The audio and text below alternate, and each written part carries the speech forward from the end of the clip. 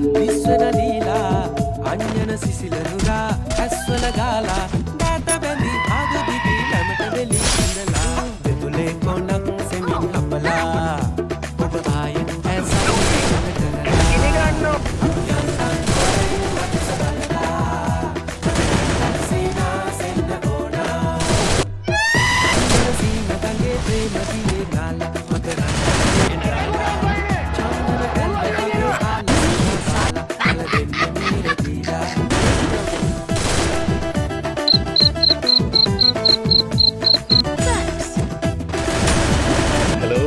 යාළුවනේ කොහොමද?